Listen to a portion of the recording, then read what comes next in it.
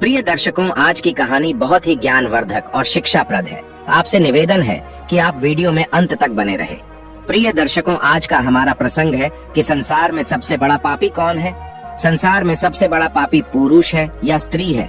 तोता और मैना का ये प्रसंग है। प्रिय दर्शकों, यह कहानी बहुत ही ज्ञानवर्धक है। इस कहानी से आपको अपने जीवन में जीने के लिए ढेर सारी प्रेरणा मिलेंगी। जो भी व्यक्ति, जो भी मनुष्य इस कहानी को ध्यान से सुनता है, उसके जीवन में वो कभी भी धोखा नहीं खा सकता। इस कहानी से आपको आत्मज्ञान की प्राप्ति होगी। प्रिय दर्शकों, संसार में यूं तो हर कोई इंसान पाप करता है, परंतु पाप करने के बाद उसको यह पता ही नहीं होता कि वह पापी है और वह पाप कर रहा है। इस बात का उसे भान भी नहीं होता है। लेकिन संसार में हर मनुष्य पाप करता है। प्रिय दर्शकों, इस संसार में कई लोग ऐसे होते हैं जो रात दिन पाप करते हैं और पाप करने के बाद ये कहते हैं कि हम पापी नहीं हैं। प्रिय दर्शकों, पाप का भागीदारी बनना यानी नरक का वासी होना होता है। प्रिय दर्शकों, इसलिए जितना हो सके पाप से बच के रहे। अपने कर्म में कभी पाप को इकट्ठा ना होने दे। अपने नसीब में पाप का लेखा जोखा नहीं होना चाहिए। प्रिय दर्शकों, आज का जो प्रसंग है वो यही है कि संसार में सबसे बड़ा पापी कौन है। यह एक तोता और मैना की बहुत प्यारी कहानी है। यह कहानी बहुत सुंदर और बहुत ही रोचक है। इस कहानी को सभी दर्शक ध्यान से सुने और इस कहानी पर हो सके तो जरूर अमल भी करें। प्रिय दर्शकों, चलिए शुरू करते हैं आज का प्यारा सा प्रसंग। एक नगर में एक राजा रहा करते थे। राजा बहुत ही धर्मात्मा थे, बहुत ही पुण्यमान थे। प्रिय दर्शकों, उनके राज्य में हर इंसान राम राज्य की तरह जीता था। उस राज्य में कभी कोई इंसान पाप नहीं करता था। उस राज्य में कोई भी बंदा, कोई भी मनुष्य मांस मदिरा का सेवन नहीं करता था। मनुष्य बड़े सुख शांति से उस राज्य में जीवन व्यतीत करते थे। उस राज्य की, उस राजा की न्याय प्रक्रिया भी बहुत अच्छी थी। उस राजा को न्याय प्रक्रिया में भी दूर दूर के राजा मानते थे, उसका सम्मान करते थे। सभी लोग उस राजा की बड़ी तारीफ किया करते थे, क्योंकि वो दान पुण्य में सबसे ज्यादा विश्वास रखने वाला राजा था। प्रिय दर्शकों, उस राजा के पास एक तोता और एक मैना रहा करते थे। दोनों को एक ही पिंजरे में राजा रखा करता था। एक दिन की बात है, तोता और मैना दोनों एक ही पिंजरे में बैठे हुए थे। तोता मैना से कहता है, प्रिय, इस संसार में सबसे ज्यादा पापी स्त्री होती है। मैना कहती है, नहीं, स्त्री नहीं होती है, पुरुष सबसे ज्यादा पापी होता है। प्रिय दर्शकों, इस बात को लेकर के दोनों में वाद विवाद होने लगा। मैना कहती है, पुरुष सबसे बड़ा पापी होता है, और तोता कहता है कि पुरुष नहीं, स्त्री सबसे बड़ी पापी होती है। इसी बात को लेकर के दोनों में विवाद चलने लगता है। प्रिय दर्शकों, जब जोर जोर से झगड़ा होने लगा तो राजा को जब पता चला तो राजा उन दोनों के पास आया और राजा दोनों से कहने लगा, तोता मैना, तुम दोनों क्यों झगड़ रहे हो। प्रिय दर्शकों, तब दोनों अपनी अपनी बात सुनाते हैं। मैना कहती है, देखिए राजा साहब, तोता मान ही नहीं रहा है कि संसार में सबसे बड़ा पापी पुरुष होता है। तोता कहता है कि राजा साहब, मैना नहीं मान रही है कि सबसे बड़ी पापी संसार में स्त्री होती है। दोनों की बात सुनने के बाद राजा मैना से कहता है कि मैना, अब आप सुनाइए, आप मुझे ये बताइए कि पुरुष सबसे बड़ा पापी संसार में कैसे है। प्रिय दर्शक को तब मैना एक छोटी सी कहानी सुनाती है और कहती है कि राजा साहब, एक नगर में एक सेठ रहा करता था। उस सेठ का एक लड़का था और वह लड़का रात दिन जुआबाजी और सट्टा खेलता था। सेठ के खूब समझाने के बावजूद भी वह लड़का नहीं समझता था। अंततः सेठ उसको समझाकर मृत्यु को प्राप्त हो गया, लेकिन वो लड़का नहीं समझा। प्रिय दर्शकों, मैना आगे कहती है, जब पिता की मृत्यु होने के बाद वो लड़का और भी ज्यादा अस्वतंत्र हो गया। अपने पिता की सारी जमीन, सारी जमा पूंजी को सट्टे में फूंक दिया। सट्टाबाजी में ही पूरी जमा पूंजी को लगा दिया और बर्बाद होकर के जमीन दौलत सब कुछ बेच करके बस सट्टेबाजी में लग गया और गांव छोड़कर निकल गया। जब वो लड़का गांव छोड़कर निकल जाता है तो दोबारा लौट करके उस गांव में नहीं आता है। घूमता घूमता वो एक नगर में पहुंच जाता है। उस नगर के राजा के महल के सामने जाकर के बैठ जाता है। राजा उस लड़के को देखता है और देखने के बाद राजा सोचने लगता है कि ये लड़का बड़ा सुंदर है। हो सकता है या तो कोई सेठ का लड़का हो या किसी राजा का लड़का हो। राजा इसी बात को सोचकर उस लड़के को अपने पास बुलवाता है। सैनिक उस लड़के को राजा के पास लेकर के जाते हैं। राजा उस लड़के से पूछता है, भाई, तुम कहाँ से आए हो? दिखने में बड़े सुंदर हो, सीधे साधे लगते हो। तुम कौन हो, कहाँ से आए हो, तुमको क्या परेशानी है? लड़का राजा को जवाब देता है। वो राजा से कहता है, राजा साहब, मैं एक बहुत बड़ा व्यापारी हूँ। रास्ते में कुछ गुंडों ने, कुछ लुटेरों ने मिलकर के मेरा सामान लूट लिया है और मैं यहाँ पहुँच गया हूँ। प्रिय दर्शकों, उस लड़के की इतनी बात सुनकर राजा उस लड़के पर विश्वास कर लेता है। लड़का राजा से कहता है कि राजा साहब, मेरा सारा सामान लुटेरों ने लूट लिया है। मेरे पास कुछ भी नहीं है, खाने को भी मेरे पास कुछ भी नहीं बचा है। सब कुछ लुटेरों ने लूट लिया है। मुझे मेरे गांव जाने के लिए भी पैसे नहीं है। राजा उस लड़के की बात पर विश्वास कर लेता है। लड़का कहता है, यदि राजा साहब आप मेरी थोड़ी सी सहायता कर दें तो मैं अपने गांव तक जा सकता हूँ और आपका बहुत ही भला होगा, आपकी बड़ी कृपा होगी। प्रिय दर्शकों, राजा लड़के के झांसे में आ जाता है। राजा सोचने लगता है कि लड़का व्यापारी है और बड़ा सुंदर भी है। उस राजा का कोई लड़का नहीं था, सिर्फ एक लड़की थी। वो राजा सोचने लगा कि मेरी मृत्यु के बाद मेरे राज्य को ये लड़का बड़े आराम से संभाल सकता है, क्योंकि लड़का सुंदर भी है और ज्ञानी भी है, बड़ा व्यापारी भी है। यही बात सोचकर वो सोचने लगता है कि क्यों ना मैं अपनी लड़की की शादी इस लड़के से करवा दूं और यह मेरा घर जमाई बन करके रह सकता है और आने वाले समय में यह मेरे राज्य को भी संभाल सकता है। यही सोचकर राजा उस लड़के से कहता है, बेटा, मैं अपनी पुत्री की शादी तुम्हारे साथ कर दूं तो तुम्हें कोई आपत्ति तो नहीं है। प्रिय दर्शकों, लड़का यह बात को सुनकर मन ही मन में अंदर ही अंदर बड़ा खुश होने लगता है। लड़का राजा से कहता है, हाँ राजा साहब, मैं तैयार हूँ। यदि आपका हुक्म है, आपका आदेश है, तो मैं कैसे मना कर सकता हूँ। प्रिय दर्शकों, राजा अपनी पुत्री की शादी उस लड़के से करा देते हैं। काफी सारा धन दौलत और दास दासियां देकर अपनी पुत्री को उस लड़के के साथ राजा विदा कर देते हैं। प्रिय दर्शकों, जब लड़का राजा की पुत्री को लेकर के जाता है तो रास्ते में उन्हें एक जंगल पड़ता है। उस जंगल में वो लड़का उस राजा की पुत्री से कहता है, देखो, अब तुम मेरी पत्नी हो और पत्नी का यह धर्म होता है कि वो पति की हर बात का पालन करे। लड़का कहता है, ये घना जंगल है और इस जंगल में लुटेरे बहुत ज्यादा होते हैं। इसी जंगल में मेरा भी सारा सामान लुटेरे लूट के ले गए थे, इसलिए आपके पास जितने भी गहने आपने पहन रखे हैं वो सारे उतार कर मुझे दे दीजिए, वरना लुटेरे यहाँ से लूट करके ले जा सकते हैं। प्रिय दर्शकों, पत्नी अपने पति पर विश्वास करती है और ये सदा से चला आ रहा है कि पत्नी अपने पति पर विश्वास करती है। वो पत्नी भी अपने पति पर पूर्ण विश्वास करती थी। तो वो कहती है, ठीक है जी, यदि आप कह रहे हैं तो मैं अपने सारे गहने उतार करके आपको दे देती हूँ। प्रिय दर्शकों, वो राजा की लड़की अपने सारे गहने उतार कर अपने पति को दे देती है। वह लड़का पत्नी के सारे गहने लेकर अपनी कमर में बांध लेता है। प्रिय दर्शकों, और राजा ने जितना भी धन दौलत दिया था उन सबको वो एक जगह इकट्ठा कर लेता है और रास्ते में आगे जाकर के वह विश्राम करने के लिए रुकते हैं। जब वह विश्राम करने के लिए रुकते हैं तो लड़का सभी दास दासियों को मार देता है और उस लड़की को पास ही में कुआं था, उस कुएं में धकेल देता है और वहां से सारा सामान लेकर के भाग जाता है। लड़का सोचता है कि सबको मार दिया है, पत्नी को भी कुएं में धकेल दिया है तो पत्नी भी खत्म हो जाएगी और अब मैं इन पैसों से बड़े आराम से अपना जीवन व्यतीत करूंगा। खूब मैं जुआबाजी करूंगा, खूब मैं सट्टा लगाऊंगा। यही सोच करके लड़का वहां से सारा सामान लेकर के भाग जाता है। प्रिय दर्शकों, लेकिन उस लड़के की पत्नी कुएं में खत्म नहीं हुई। उसने एक डाल को पकड़ लिया और जोर जोर से चिल्लाती रही कि मुझे कोई कुएं से बाहर निकालो। प्रिय दर्शकों, रास्ते में कुछ लोग जा रहे थे। उन लोगों ने उस लड़की की आवाज सुनी और उस लड़की को कुएं से बाहर निकाल लिया। लड़की वापस अपने राज्य में पिता के घर पहुंच जाती है। उस लड़की का पिता उस लड़की से पूछता है और कहता है, पुत्री क्या हो गया, तुम वापस कैसे चली आई? वह लड़की कहती है, पिताश्री, रास्ते में हमें कुछ गुंडे मिल गए थे और गुंडों ने हमारे साथ यह दुर्व्यवहार किया, सभी दास दासियों को खत्म कर दिया और मुझे कुएं में धकेल दिया और मेरे पति का कोई पता नहीं है।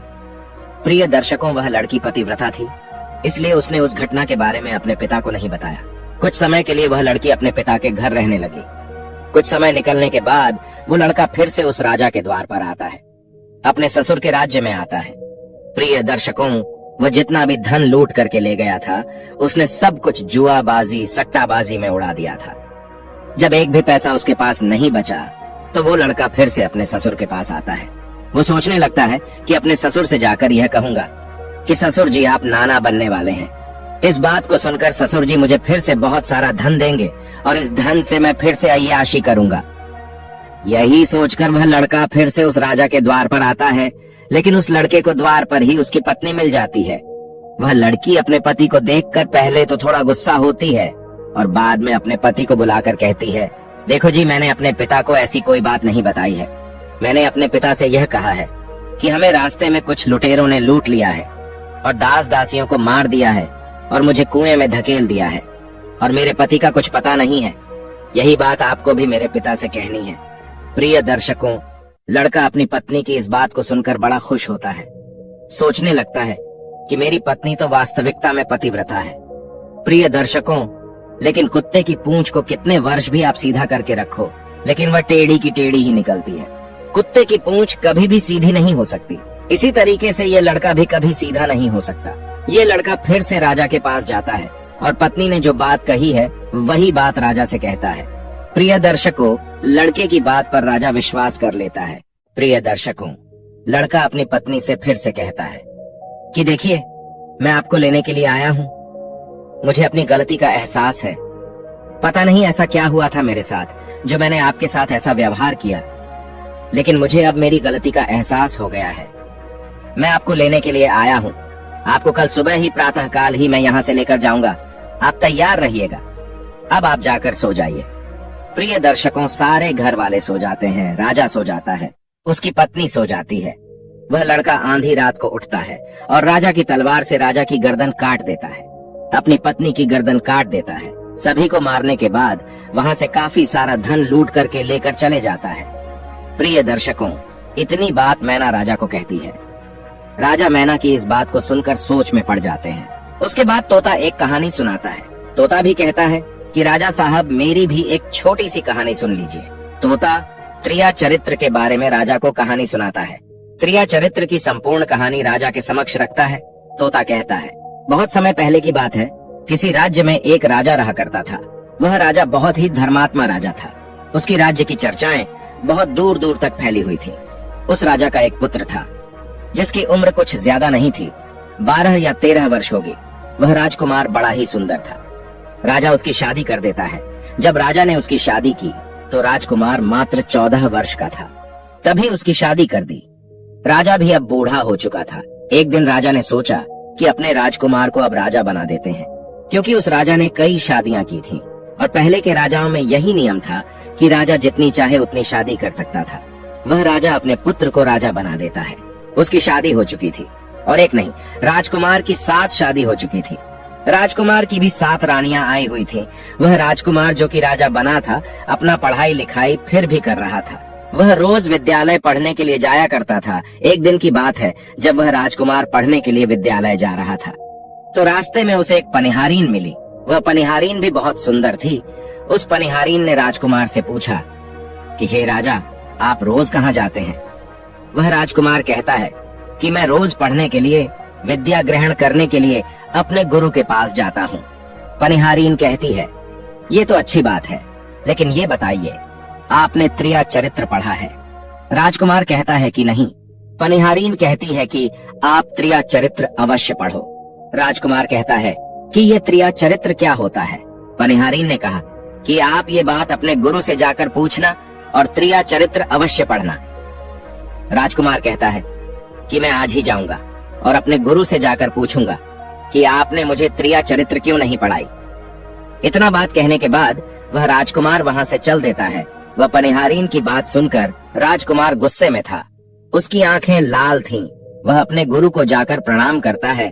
गुरुजी ने पूछा कि बेटा क्या हुआ? आज तुम क्रोध में क्यों दिखाई दे रहे हो और तुम्हारी आंखें लाल क्यों हैं?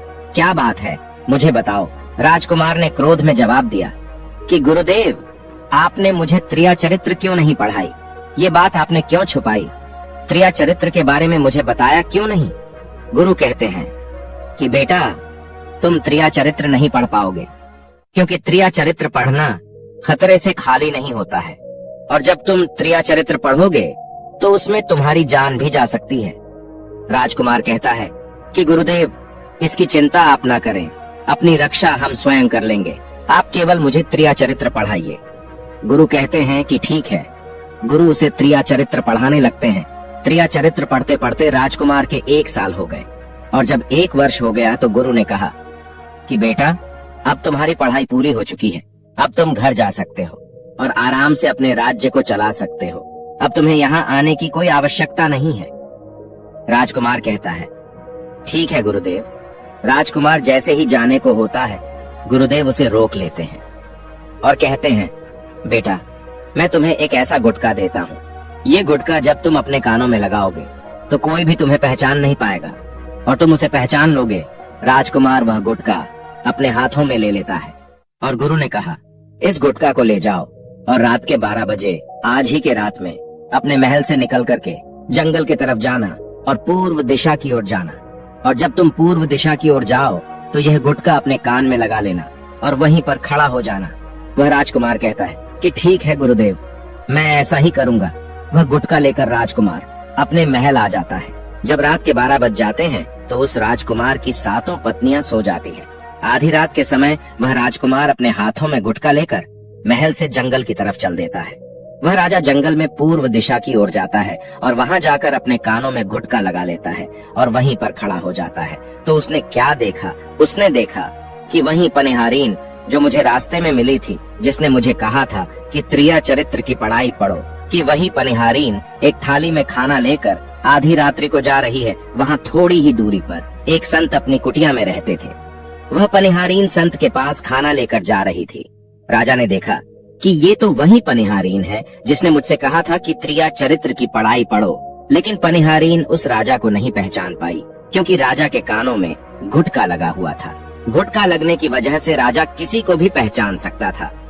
राजा ने अपने मन में सोचा कि चलो उसके पीछे चलते हैं कि ये आधी रात को भोजन लेकर संत की कुटिया की तरफ क्यों जा रही है, इसका क्या कारण है। वह राजा भी उसके पीछे पीछे छुपता हुआ चल दिया। अब वह पनिहारीन उस कुटिया में उस साधु के वहां पहुंचती है। उस बाबा के पास एक जादू की पोटली थी।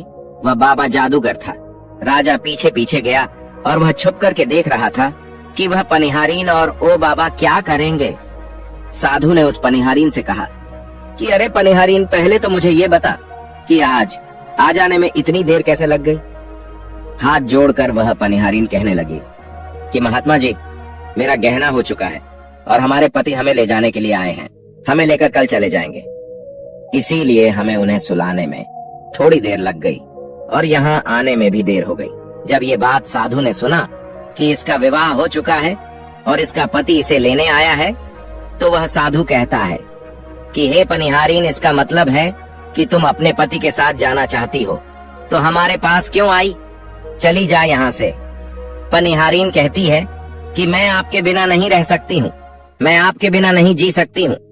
तो साधु कहता है कि हे पनिहारीन, इसके लिए तुम्हें एक काम करना होगा। साधु एक बड़ा सा चाकू निकालता है और पनिहारीन से कहता है कि हे पनिहारीन की, जाओ अपने पति के गर्दन काट कर यहाँ लेकर आओ। जाओ अपने उस पति को मार दो जो हमारे और तुम्हारे बीच में दरार बन रहा है। तब मैं तुम्हें रखूंगा, तुमसे विवाह करूंगा, तुम्हें अपनी पत्नी बनाऊंगा। बिना कुछ सोचे समझे वो पनिहारीन चाकू लेती है और दौड़ते हुए अपने घर जाती है। और उसका पति सो रहा था। वह जाकर अपनी पति की गर्दन काट देती है और उसकी गर्दन को लेकर साधु के पास आती है। और जो राजकुमार थे उसके पीछे पीछे उसका सारा कारनामा देख रहे थे। जब साधु ने देखा कि अपने पति को मार करके उसकी गर्दन यहाँ लेकर आई है, साधु को बहुत गुस्सा आया। साधु ने उसे लात मारी और कहा, भाग जा यहाँ से। जब तू अपने पति की नहीं हो सकी, जिसके साथ तूने फेरे लिए हैं, तू मेरी क्या होगी? जल्दी भाग जा यहाँ से। अगर तू मेरे पास दोबारा आई तो मैं तुझे जीवित नहीं छोड़ूंगा। साधु की यह बात सुनकर उस पनिहारीन को ऐसा लगा जैसे उसके पैरों तले जमीन खिसक गई हो। फिर भी अपने पति की कटी हुई गर्दन लेकर के आई और उसकी गर्दन जोड़ देती है और वहीं बैठ जाती है। और इधर जैसे ही सवेरा हुआ, अपने पति के पास बैठकर रोने लगती है और चिल्लाने लगती है। कहती है, देखो देखो, किसी ने मेरे पति की हत्या कर दी। रात में उस पनिहारीन की सारा कारनामा राजकुमार देख चुका था। इधर सारे गांव वाले उस पनिहारीन के घर चले जाते हैं और उसके पति की लाश को लेकर गांव के बाहर जाते हैं उसका दाह संस्कार करने के लिए। और वह पनिहारीन पीछे से भागती हुई रोती हुई चली जा रही थी। और उधर राजकुमार भी जा रहे थे, जो कि अपने राज्य के राजा बन चुके थे। पनिहारीन रोती हुई चिल्लाती हुई पहुंची और कहने लगी, मैं तो सती बनूंगी, क्योंकि अगर जब मेरे पति ही नहीं रहे तो ऐसे जीवन का क्या फायदा, मैं इन्हीं के साथ सती हो जाऊंगी। राजा को उसकी बातें सुनकर हंसी आ जाती है और राजा कहता है, त्रिया चरित्र जाने ना कोई, और खसम मार के सती हुई राजकुमार की यह बात और कोई तो नहीं समझ पाया, लेकिन वह पनिहारीन समझ जाती है। पनिहारीन कहती है कि राजा साहब, आप हमारे ऊपर ये बात कह रहे हैं, लेकिन चलिए कोई बात नहीं, मैं सती हो जाऊंगी। पनिहारीन कहती है कि जाते जाते मैं तुम्हें एक बात बताती हूँ। राजकुमार कहता है, क्या बताओ? पनिहारीन कहती है कि राजा साहब, आप जब चटाई पर बैठे तो उस चटाई को झाड़ कर बैठिएगा। राजा कहता है कि यह पनिहारीन क्या कह रही है, मैं तो राजा हूँ, मुझे चटाई पर बैठने की क्या आवश्यकता है। पनिहारीन कहती है कि नहीं, जब भी तुम्हें कोई नौबत आए चटाई पर बैठने की तो तुम चटाई को झाड़ कर बैठना। राजकुमार कहता है कि चलो ठीक है, अगर तुम कह रही हो तो मैं ऐसा ही करूंगा। इतना कहने के बाद वह अपने पति के साथ सती हो जाती है और राजकुमार उनका अंतिम संस्कार करवा के अपने घर को आ जाते हैं। इसी तरीके से पूरा दिन व्यतीत हुआ और उधर जब दूसरी रात आई, अपने गुरु के कहने के अनुसार वही गुटका कान में लगाया और पूर्व दिशा की ओर उसी स्थान पर जाकर खड़ा हो गया जहाँ पर पिछली रात खड़ा हुआ था। दूसरी रात को राजकुमार ने क्या देखा कि उसकी 7 पत्नियां भोजन की थाली अपने अपने हाथों में लेकर उसी बाबा के कुटिया की तरफ जा रही हैं। जैसे ही राजा ने अपनी 7 पत्नियों को उस बाबा के कुटिया की तरफ जाते हुए देखा, राजकुमार के पैरों तले जमीन खिसक गई। राजकुमार अपने मन में सोचने लगा कि ये क्या चक्कर है। तभी उनमें से एक रानी राजकुमार को देख लेती है, लेकिन रानियों ने अपने पति राजकुमार को नहीं पहचान पाए, क्योंकि राजकुमार अपने कानों में गुटका लगाए हुए थे। वह गुटका लगाने की वजह से राजा को कोई पहचान नहीं पाता था। उनमें से एक रानी कहती है कि हे लड़के, इतनी रात को यहाँ क्यों खड़ा है, चल हमारी ये थाली लेकर के उस कुटिया तक पहुँचा दे।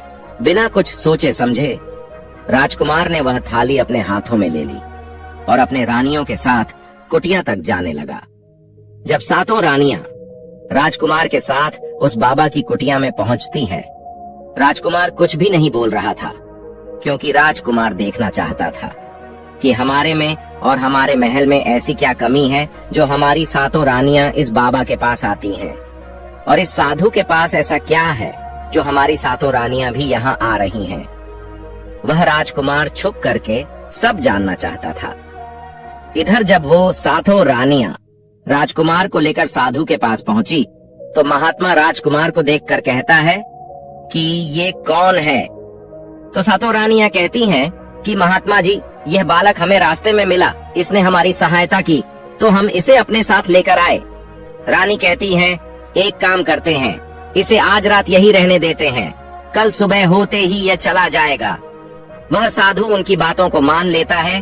वह साधु अपने एक शिष्य को बुलाता है और उससे कहता है कि जाओ, आज के लिए इस बालक की रुकने की व्यवस्था कर दो। वहाँ शिष्य राजकुमार को लेकर एक कमरे में जाता है।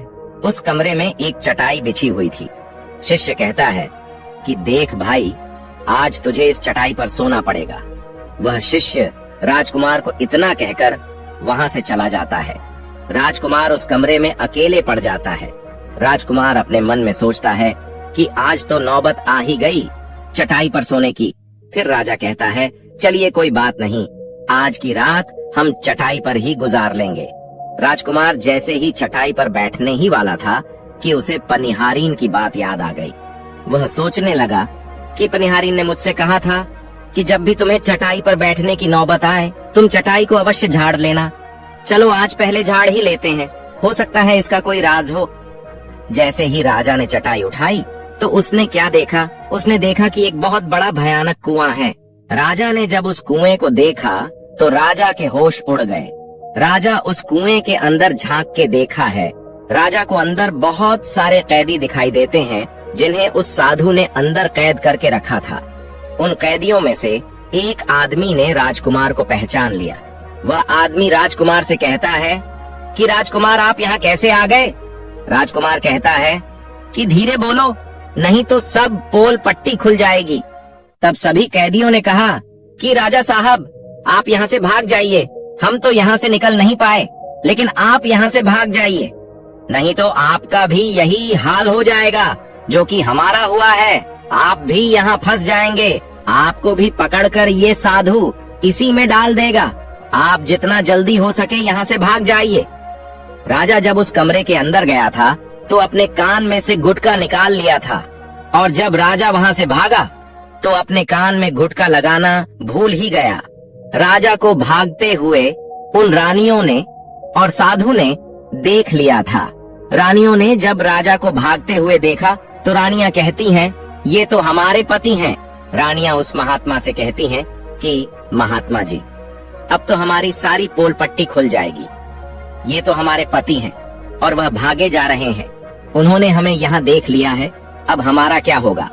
वह साधु कहता है कि तुम यहाँ क्या देख रही हो, जल्दी जाओ और अपने पति को पकड़ कर लाओ। वह सातों रानियां राजकुमार को पकड़ने के लिए दौड़ी दौड़ी जाती है, लेकिन वह राजकुमार, वह राजा जो था, इतना तेज भागा कि वो अपने महल जा पहुंचा। रानियां घबरा गईं, रानियों के तो होश उड़ गए। रानियां फिर वापस उसी बाबा के पास आती हैं और बाबा से कहती हैं कि महाराज, अब तो हमारे पति हमें जीवित नहीं छोड़ेंगे, हम जैसे ही घर जाएंगे वो हमारी जान ले लेंगे। हे महात्मा, आप हमें बचा लीजिए, इसका कोई उपाय कीजिए। तब जाके वह साधु उन रानियों को एक जादुई कील देता है और कहता है कि जब तुम महल जाओ तो अपने पति को बहला फुसलाकर उसके माथे में ये कील ठोक देना। यह जादुई कील तुम्हारे पति को भेड़ बना देगा और तुम सातों मिलकर उसे मार देना। बस कहानी खत्म हो जाएगी और तुम सातों रानियां बच जाओगे। सातों रानियां तैयार हो जाती हैं। वो सातों रानियां साधु की बात मान लेती है और जादुई कील लेकर महल आती है। वह सातों रानियां आपस में विचार करती हैं कि राजा सबसे ज्यादा प्रेम सबसे छोटी वाली रानी को करते हैं, तो वह 6 रानियां मिलकर जादू वाला कील छोटे रानी को दे देती है और कहती हैं, ये लो तुम्हारा काम है, तुम किसी भी तरह राजकुमार के सर में ये कील ठोक देना। वह छोटी वाली रानी कहती है कि ठीक है। वह कील छोटी वाली रानी ले लेती है। जब राजा ने उन सातों रानियों को आते हुए देखा तो क्रोध में कहा कि पहले तुम यहीं रुको, पहले मुझे ये बताओ कि हमारे राज्य में और हम में ऐसी क्या कमी है कि तुम आधी रात को उस साधु के पास जाते हो, इसका क्या कारण है? पहले तुम मुझे बताओ। तो सातों रानियां हाथ जोड़कर कहती हैं कि महाराज, हमें माफ कर दीजिए, हमें लगता है कि उस साधु बाबा ने हम पर कोई जादू टोना कर दिया था, इसीलिए हमसे ऐसी गलती हो गई। आइंदा ऐसी गलती हमसे कभी नहीं होगी। छोटी रानी की ऐसे बातें सुनकर राजा उनकी बातों को मान लेता है, क्योंकि वह राजा छोटी रानी से बहुत प्रेम करता था। वह राजा भी सोचने लगता है कि शायद उस बाबा ने ही इन पर कोई जादू टोना किया होगा। राजा अपनी सातों पत्नियों को माफ कर देता है और कहता है, ठीक है, तुम अपने कमरे में चली जाओ। सबसे छोटी रानी, जिससे राजकुमार बहुत प्रेम करता था, सबसे छोटी रानी राजकुमार को खाना खिलाती है और राजकुमार को सुला देती है। जब वह राजा सो गया तो वह 6 रानियां भी वहीं आ जाती हैं। सबसे छोटी रानी जो थी वो जादुई कील निकालती है और राजा के सर में ठोक देती है। छोटी रानी ने कील जैसे ही ठोका, राजा पूरा तेजी से उठा, लेकिन उतने समय में वो भेड़ बन चुका था। अब उस राजा में इतनी शक्तियां नहीं थी कि उन रानियों से मुकाबला कर सके। वह सातों रानियां उस राजा को पकड़ने लगी। राजा फिर भी हिम्मत नहीं हारा। अपनी महल की खिड़की से कूदकर राजा भागते भागते अपने गुरु के पास पहुंच गया और कहने लगा कि हे गुरुजी, मुझे माफ कीजिए, मेरी जान बचाइए, नहीं तो मैं मारा जाऊंगा। गुरु कहते हैं कि हे बेटा, मैंने तुमसे कहा था कि तुम त्रिया चरित्र मत सीखो, इसमें जान भी जा सकती है। अब सीखो त्रिया चरित्र, देखा इसका नतीजा। राजकुमार कहता है, गुरुदेव मुझे माफ कर दो और जल्दी मेरी जान बचाओ, नहीं तो मैं मारा जाऊंगा। मेरी ही पत्नी ने मेरे सर में जादुई कील ठोक दी है, जिसकी वजह से मैं भेड़ बन चुका हूँ। गुरु ने जब ध्यान से देखा तो कहा कि वही कील है जो वह साधु ने दिया है, मैं तुम्हें अब नहीं बचा सकता। राजकुमार कहता है कि नहीं गुरुदेव, ऐसा मत कहिए, मैं आपका शिष्य हूँ, आपका कर्तव्य है मेरी जान बचाना। तो अब गुरु कहते हैं कि ठीक है बेटा, मैं तुम्हें बचा तो नहीं सकता, लेकिन एक उपाय है। राजकुमार कहता है, क्या गुरुदेव? वह गुरु कहते हैं कि हम तुम्हें तोता बना देंगे, और जब हम तुम्हें तोता बना देंगे तो तुम सुखवाल राजा के राज्य में चले जाना और वहीं जाकर रहना, क्योंकि सुखवाल राज्य में वह साधु का जादू नहीं चलता है। वह राजकुमार कहता है, ठीक है गुरुदेव, आप हमें तोता बना दीजिए, वह गुरुदेव उसे तोता बना देते हैं और वो तोता बनने के बाद वो वहां से उड़ा और सुखवाल राजा के राज्य में चला गया। जहां पर बहुत सारे तोता रहते थे वहीं जाके रहने लगा और सातों रानियां उस राजकुमार को खोज रही थी। जब राजकुमार नहीं मिला तो वह फिर से उस बाबा के पास जाती है और कहती है कि बाबा जी, वह राजकुमार तो भाग चुका है, आप अपनी पोटली निकालिए और देखिए कि वह कहाँ है। वह महात्मा अपने पोटली खोलता है और देखने लगता है कि वह राजकुमार तोता बनकर के सुखवाल राजा के राज्य में रह रहा है। वह साधु ये सारी बात रानियों को बताता है तो रानियां कहती हैं कि हे स्वामी, अब क्या करें। वह साधु कहता है कि अब तुम अपने राजमहल में जाओ और जाकर के घोषणा कर दो कि जो भी तोता पकड़ करके लाएगा हम उसे 5 सोने के सिक्के देंगे। वह सातों रानियां अपने महल पहुंचती हैं और वहां पर घोषणा कर देती है कि सभी बहेलियां से कह दो कि जो भी तोता पकड़ कर लाएगा हम उसे 5 सोने के सिक्के देंगे। उस राज्य के जितने बहेलियां थे तोता पकड़ने के लिए चारों तरफ घूमने लगते हैं और जो भी तोता पकड़ते लेकर के रानी के पास जाते और 5 सिक्के लेते और वहां से चले जाते और वह सातों रानियां उस तोते को मार देती। ऐसे ही धीरे धीरे बहुत समय निकल गया और यह राजकुमार जो तोता बनकर जहाँ गया था वहाँ सारे तोताओं से बहुत अच्छी अच्छी बातें करता था, उन्हें बहुत ज्ञान की बातें बताता था। तो सारे तोता को लगा कि ये तोता तो बहुत समझदार है, यह तोता तो बहुत अच्छी अच्छी बातें करता है, इसे हम अपना राजा बना लेते हैं। सभी तोता मिलकर के उसे राजा बना लेते हैं। वह राजकुमार सभी तोताओं का राजा बन जाता है और वहीं छुपकर रहने लगता है। एक बहेलिया तोता पकड़ते पकड़ते सुखवाल राजा के राज में पहुंच जाता है और वह उसी पेड़ के पास पहुंच जाता है जहां पर वह राजकुमार तोता बनकर छुप कर रहता था। जब उस बहेलिये ने इतने सारे तोते को देखा तो अपने मन में सोचा कि अगर हम इतने सारे तोते पकड़कर रानी के पास ले जाएंगे तो हमें बहुत सारे सोने के सिक्के मिल जाएंगे। लेकिन वह बहेलिया सोचता है कि हम इतने सारे तोताओं को पकड़ेंगे कैसे। जिस पेड़ पर वह तोता रहते थे वह पेड़ गूंद वाला था। जैसे ही सुबह हुआ उस पेड़ से सारे तोता उड़कर दाना पानी के लिए बाहर चले जाते हैं और इधर बहेलिया क्या करता है, अपने चाकू से पेड़ पर चारों तरफ कट लगा देता है जिससे कि पेड़ से बहुत सारे गोंद निकल जाते हैं। पेड़ के चारों तरफ गोंद ही गोंद हो जाते हैं। अब बहेलिया सोचता है कि जब भी वो सारे तोते आएंगे इस पेड़ पर बैठेंगे वो सभी इस पेड़ में चिपक जाएंगे और मैं आसानी से उन्हें पकड़ कर लेकर चला जाऊंगा। बहेलिया वहीं छिप करके देखने लगा और जब शाम हुआ सारे तोता वापस आए और वह तोता जैसे ही पेड़ पर बैठे सभी का पैर उस पेड़ में चिपक गया क्योंकि पूरे पेड़ में गोंद ही गोंद लगा हुआ था। अब तो सारे तोते परेशान हो गए, उसमें राजकुमार भी जो तोता बना हुआ था वो भी चिपक गया था। सारे तोते राजकुमार से कहते हैं, क्योंकि सारे तोते राजकुमार को अपना गुरु मानते थे, कि आप कुछ भी सोचो, हम सबको बाहर निकालो, नहीं तो सुबह तक वो बहेलिया आएगा और हमें पकड़ कर लेकर चला जाएगा। वह राजकुमार कहता है कि तुम बिल्कुल चिंता ना करो, जब वो सुबह बहेलिया आएगा तो तुम सभी ऐसा करना कि उस बहेलिया को लगे कि सारे तोते मर चुके हैं, और जब सभी तोते को पेड़ से छुड़ाकर नीचे फेंक दे तो सभी उड़कर भाग जाना। सभी तोता कहते हैं ठीक है गुरुदेव। सुबह हुआ, जैसे ही बहेलिया पेड़ के पास पहुंचा सभी तोता ऐसे लटके हुए थे जैसे कि वो सभी मरे हुए हैं। जब बहेलिया तोतों को देखा तो सोचा कि अरे क्या हो गया, ये तो सभी मर गए, अब हमें सोने के सिक्के कैसे मिलेंगे।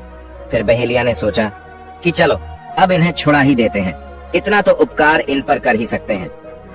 बहेलिया पेड़ पर चढ़ा और उनको छुड़ा छुड़ा कर नीचे फेंकने लगा।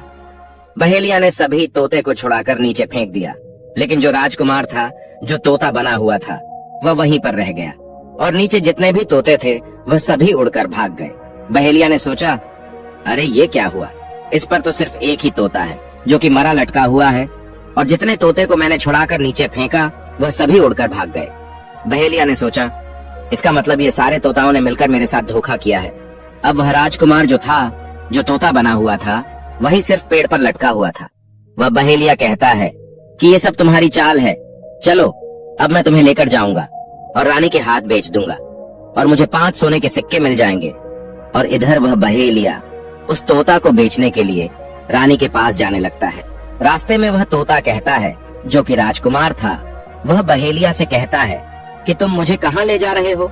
तो वो बहेलिया कहता है मैं तुम्हें बेचने के लिए रानी के पास ले जा रहा हूँ, अगर मैं तुम्हें वहाँ बेचूंगा तो मुझे 5 सोने के सिक्के मिलेंगे। वह राजकुमार कहता है कि मैं अगर तुम्हें 50,000 सोने के सिक्के दिलाऊं तो क्या तुम मुझे नहीं बेचोगे? बहेलिया कहता है, तुम्हें बेचना तो है ही, लेकिन तू मुझे 50,000 सोने के सिक्के कैसे दिलाएगा? वह तोता कहता है कि राजा सुखवाल के यहाँ एक बहुत बड़ा मेला लगता है, तुम मुझे वहीं बेच दो, मोल में स्वयं बताऊंगा। वह बहेलिया उस तोते की बात मान लेता है और रानी के पास बेचने की जगह वो सुखवाल राजा के राज्य में उसके मेले में तोता को बेचने चला जाता है। और सुखवाल राजा के राज्य में ये नियम था कि अगर किसी व्यक्ति का सामान शाम तक ना बिके तो वह राजा स्वयं आकर उसे खरीद लेता था। वह बहेलिया उस तोते को लेकर बाजार में पहुंचा हुआ था। जब भी कोई व्यक्ति उस तोते को खरीदने आता तो वह पूछता कि ये कितने का है, तो बहेलिया कहता है कि तोता अपना दाम स्वयं बताएगा। तो वो तोता अपना दाम इतना बता देता कि कोई भी व्यक्ति उसे खरीद ही नहीं पाता। ऐसे ही करते करते शाम हो गया। अब शाम हो गया था, सभी अपने अपने दुकान लेकर चले गए। सभी का दुकान उजड़ गया था, बस एक बहेलिया और एक तोता ही रह गए थे। इधर राजा ने अपने सिपाहियों को आदेश दिया कि जाओ देख कर आओ, किसी का सामान तो नहीं रह गया है। जब राजा के सिपाही आए तो उन्होंने देखा कि एक बहेलिया तोता को लेकर बैठा हुआ है। सिपाही बहेलियों से कहते हैं कि हे बहेलिया, तुम्हारा ये तोता क्यों नहीं बिका? तुम इसे कितने में बेच रहे हो? तो वह तोता कहता है कि जो इन्हें 50,000 सोने के सिक्के देगा वही मुझे खरीद पाएगा। उस तोते की बात सुनकर वह सिपाही आश्चर्य में पड़ जाते हैं। वह सोचते हैं कि अरे ये तोता तो अपना मूल्य स्वयं बताता है। वह सिपाही राजा के पास जाते हैं और राजा को सारी बात बताते हैं और कहते हैं कि एक बहेलिया एक तोता लेकर बैठा हुआ है, लेकिन वह तोता अपना मूल्य स्वयं बताता है। वह इतना महंगा बताता है, शायद इसीलिए उसे कोई खरीद नहीं सका। राजा सिपाहियों से पूछता है कि वह तोता अपना मूल्य कितना बता रहा है। तो सिपाही कहते हैं कि अपना मूल्य 50,000 सोने के सिक्के बता रहा है। राजा कहता है कि चलिए हम स्वयं चलकर वह तोता खरीदेंगे। अगर हम उसका तोता नहीं खरीदेंगे तो हमारी बदनामी होगी कि राजा के बाजार में वह तोता नहीं बिका। और वह नाराज होकर चला गया। वह राजा अपने मंत्रियों के साथ अपने रथ पे सवार होकर बाजार में पहुंचता है। राजा बहेलिये से कहता है कि बहेलिया, इसका क्या मोल है? बहेलिया हाथ जोड़कर कहता है कि राजा साहब, अपना मोल तोता स्वयं बताएगा। वह राजा फिर तोते से पूछा तो तोता कहता है कि राजा साहब, जो इन्हें 50,000 सोने के सिक्के देगा वही मुझे खरीद पाएगा। राजा अपने सिपाहियों से 50,000 सोने के सिक्के मंगवाता है और बहेलियों को पकड़ा देता है और तोता को लेकर अपने महल चला जाता है। वह तोता बहुत ही बुद्धिमान था, क्योंकि वह राजा था। वह तोता राजा को बहुत अच्छी अच्छी बातें बताने लगा। जब राजा पे कोई खतरा आने वाला होता तभी वो तोता बता देता कि राजा साहब, आप पे ये खतरा आने वाला है। राजा भी उस तोते से बहुत अधिक प्रेम करने लगते हैं।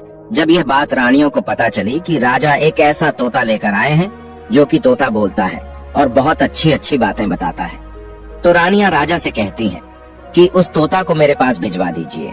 हम भी उस तोता को देखना चाहते हैं, हम भी उस तोता से बातें करना चाहते हैं। राजा अपने मंत्रियों से कह के वह तोता रानियों के पास भिजवा देता है। वह रानी उस तोते से बातें करके बहुत खुश हो जाती है। वह रानी भी तोते से बहुत प्रेम करने लगती है और कहती है कि वाह रे तोता, इसीलिए तुझे राजा साहब ने 50,000 सोने के सिक्के देकर खरीदा है। वह रानी की एक पुत्री थी जो कि बड़ी ही सुंदर थी। रानी अपनी पुत्री से कहती है कि हे पुत्री, आज से तुम ही इस तोते का ध्यान रखोगी और कल तुम इसे अच्छे से धोकर नहला देना। वह राजकुमारी भी उस तोते से बहुत प्रेम करती है। जैसे ही सुबह हुआ, राजकुमारी उस तोते को लेकर नहलाने जाती है। जब राजकुमारी उसे नहला रही थी तो उसने देखा कि इसके सर में एक कील ढसा हुआ है। राजकुमारी उस कील को निकाल देती है। राजकुमारी जैसी ही कील को निकालती है, वह तोता पहले वाला एक सुंदर सा राजकुमार बन जाता है। राजकुमारी उसे देखकर घबरा जाती है। राजकुमार कहता है कि तुम घबराओ नहीं, यह कील वापस से मेरे सर में ठोक दो, मैं फिर से तोता बन जाऊंगा और इसके बारे में मैं तुम्हें रात्रि में बताऊंगा। तुरंत ही वह राजकुमारी वह कील राजकुमार के सर में ठोक देती है। तुरंत ही वह राजकुमार तोता बन जाता है। रात को वह राजकुमारी उस तोते को लेकर अपने कमरे में जाती है और उसके सर से कील निकाल देती है। वह तोता फिर से राजकुमार बन जाता है। वह राजकुमार अपनी सारी दास्तान उस राजकुमारी को बताता है और कहता है, माफ करना, ये दास्तान तुम किसी को बताना नहीं तो मेरी जान चली जाएगी। राजकुमारी इसके बारे में अपने माता और पिता को नहीं बताती है। दिन भर समय बीतता तो रात को राजकुमारी उस तोते को अपने कमरे में ले जाती और उसके माथे से कील निकाल देती। वह राजकुमार बन जाता और रात में वो दोनों साथ में ही रहते। और ऐसे ही धीरे धीरे समय निकलता गया। राजकुमारी को उस राजकुमार से प्रेम हो जाता है। इधर क्या हुआ, जो राजकुमार के पत्नियां थीं, वो बहुत सारे तोते खुजवा खुजवा कर मरवा देती हैं, लेकिन जो राजकुमार तोता बना हुआ था वो उन्हें नहीं मिलता है। फिर वह सातों रानियां उसी साधु के पास जाती हैं और कहती हैं कि हे महात्मा, हमारे पति तो अभी तक हमें नहीं मिले, हम अब क्या करें, उन्हें कैसे मारे। वह साधु फिर से अपनी पोटली खोली और देखता है कि वह राजकुमार अभी तक तोता बनके उसी राजा के घर में रह रहा है। वह साधु उन सातों रानियों से कहता है कि तुम एक काम करो कि तुम नृत्य कला सीखो। हम सभी मिलकर उस राजा के घर नृत्य कला करने जाएंगे और जब राजा हम पे प्रसन्न हो जाएगा और हमें कुछ मांगने को कहेगा तो हम उस तोते को ही मांग लेंगे और फिर आसानी से उसे मार देंगे। धीरे धीरे समय बीता, साधु तबला बजाता और सातों रानियां नृत्य कला सीखती। वह पूरी तरह से नृत्य कला सीख चुकी थी। अब साधु को लगा कि हम सफलता प्राप्त कर सकते हैं और उस तोते को उस राजा से मांग सकते हैं। वह साधु का भेष बदल करके उन सातों रानियों को नृत्य कला वाली स्त्री बना करके राजा सुखवाल के दरबार में पहुंच गया। राजा उस साधु से पूछता है कि आप लोग कौन हैं, यहाँ क्यों आए हैं। वह साधु कहता है कि हम सब नृत्य कला वाले हैं, आपके महल में हम नृत्य कला दिखाना चाहते हैं, गाना चाहते हैं। राजा सुखवान को भी गाने बजाने का बहुत शौक था, वह मान जाते हैं। उधर वह साधु अपना गाना बजाना चालू करता है। जब उनकी गाने बजाने की आवाज तोता के कानों में पहुंची तो तोता समझ गया कि वह साधु हमारी सातों रानियों को लेकर भेष बदलकर यहाँ पर आ गया है, अब हमारी जान नहीं बचेगी। जब रात हुआ तो राजकुमारी उस तोते को लेकर अपने कमरे में जाती है। उस तोते के सर से कील निकालती है और वह तोता राजकुमार बन जाता है। वह राजकुमार सारी बातें उस राजकुमारी को बताता है। कहता है कि देखो, जो ये गाने बजाने वाले आए हैं ये वही साधु हैं। यह गाने बजाने से राजा को खुश कर देगा और बदले में मुझे मांग लेगा और ले जाकर मुझे मार देगा। वह राजकुमार कहता है कि सुनो राजकुमारी, जब राजकुमार बोले कि तोता को लेकर आओ तो तुम मुझे मत देना। जब राजा स्वयं ही मुझे लेने आए तब पर भी तुम मुझे मत देना। कह देना कि मैं इस तोता को नहीं दूंगी और जब राजा ना माने, राजा तुमसे जिद करें और मुझे मांगे, तब तुम गुस्से में आकर के पिंजरे को फेंक देना। उसके बाद अपने बचने का रास्ता हम स्वयं ही ढूंढ लेंगे। राजकुमारी कहती है कि ठीक है। वहां पूरी रात गाना बजाना हुआ तो राजा परेशान होकर उन्हें कहते हैं कि मांगो, क्या मांगना चाहते हो। वह साधु कहता है कि जो आपके पास तोता है, जो आप कुछ दिनों पहले ही खरीदे हैं, वह तोता आप मुझे दे दो। राजा कहता है ठीक है। राजा अपने मंत्री को आदेश देता है कि जाओ उस तोते को लेकर आओ। वह मंत्री राजकुमारी के पास पहुंचता है और कहता है कि ये तोता मुझे दे दो। राजकुमारी कहती है नहीं, मैं तोते को नहीं दूंगी। मंत्री कहता है कि देखिए, आप जिद मत कीजिए। राजकुमारी कहती है कि तुम जाओ और मेरे पिताजी को यहाँ भेज दो, वो आकर इसे ले जाएंगे। मंत्री राजा को जाकर सारी बात बताता है। राजा स्वयं ही आता है उस तोते को लेने के लिए। वह राजा जाकर कहता है कि बेटी, ये तोता मुझे दे दो। ये नृत्य कला वाले को देना है जो रात भर यहाँ गाना बजाना किए हैं, ये उन्हें देना है।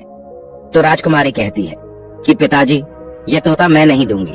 राजा क्रोध में आकर कहने लगा कि बेटी, ये कैसी बातें कर रही हो, इसे देने का मैंने वादा किया है। जब राजकुमारी ने राजा को क्रोध में देखा तो राजकुमारी को भी गुस्सा आ गया और राजकुमारी गुस्से में पिंजरे को जमीन पर फेंक देती है। जैसे कि राजकुमार ने उसे कहा था, वह पिंजरा जैसे ही जमीन पर गिरा वह टूट गया और तोता जो था वह सरसों का दाना बन गया। ये देखते ही साधु तुरंत कबूतर बन जाता है और उस दाने को चुगने लगता है। उसमें से जो एक दाना था वह स्वयं ही राजकुमार था। वह डगर करके एक नाली में जाकर गिरता है। जैसे ही वह दाना नाली में गिरता है वो राजकुमार बाज बन जाता है और एकदम से कबूतर पर झपटता है और उसे मार देता है। इस तरह से उस साधु की मृत्यु हो जाती है। राजा यह सब देखकर आश्चर्यचकित हो जाता है। वह बाज उस कबूतर को मारकर फिर से तोता बन जाता है और जो राजकुमारी थी उस तोते से कील निकाल देती है और वह फिर से पहले जैसा राजकुमार बन जाता है। वह राजकुमारी अपने पिता को सारी बात बता देती है। वह राजकुमार कहता है कि देखिए राजा साहब, मैं भी एक राजा हूँ और मैं आपकी बेटी से प्रेम करता हूँ और मैं उससे शादी करना चाहता हूँ। वह राजा अपनी पुत्री से पूछता है कि बेटी, क्या तुम इनसे शादी करना चाहती हो। राजकुमारी कहती है कि हाँ पिताजी, मैं इनसे प्रेम करती हूँ। राजकुमार उस राजा की पुत्री से विवाह करके अपने महल जाता है और जो उनकी 7 पत्नियां थीं, उनको पकड़वाकर बंदी गृह में बंद करवा देता है। तोता कहता है, महाराज अब आप ही बताइए कि संसार में सबसे बड़ा पापी कौन है? संसार में सबसे बड़ा पापी पुरुष है या स्त्री है? दोनों की कहानी सुनने के बाद राजा इस निर्णय पर पहुंचता है। राजा दोनों से कहता है, देखो अब तुम दोनों झगड़ा करना बंद कर दो। अब इस बात का निर्णय हम करेंगे कि संसार में सबसे बड़ा पापी स्त्री है या पुरुष। कौन है संसार का सबसे बड़ा पापी? राजा सभा बैठा लेते हैं और सभा में इस बात को रखते हैं। राजा सभी मंत्रियों के सामने इस बात का फैसला सुनाते हैं। राजा कहते हैं कि संसार में सबसे बड़ा पापी वह होता है जो इंसान अपनी औकात से नीचे गिर जाए, अपनी सोच से नीचे गिर जाए, अपनी औकात भूल जाए। प्रिय दर्शकों, और राजा इस बात को सुनाते हैं। सभी मंत्री इस बात को मानते हैं कि संसार का सबसे बड़ा पापी वही है, क्योंकि पाप करते वक्त हर इंसान यह नहीं देखता कि वह स्त्री है या पुरुष। पाप कोई भी मनुष्य कर सकता है, स्त्री भी पाप कर सकती है और पुरुष भी पाप कर सकता है। इसीलिए सबसे बड़ा पापी वही है जो अपने आचरण को भूल जाए, जो अपने संस्कारों को भूल जाए, जो अपने से नीचा गिर जाए, यानी खुद से नीचा गिर जाए। वही इंसान संसार का सबसे बड़ा पापी होता है, क्योंकि ऐसे इंसान को यह पता ही नहीं होता कि वह स्त्री है या पुरुष, वह क्या करने जा रहा है। इस बारे में उसे कुछ पता ही नहीं होता। प्रिय दर्शकों, हम उम्मीद करते हैं कि आज की यह जानकारी आपको पसंद आई होगी। प्रिय दर्शकों, इस जानकारी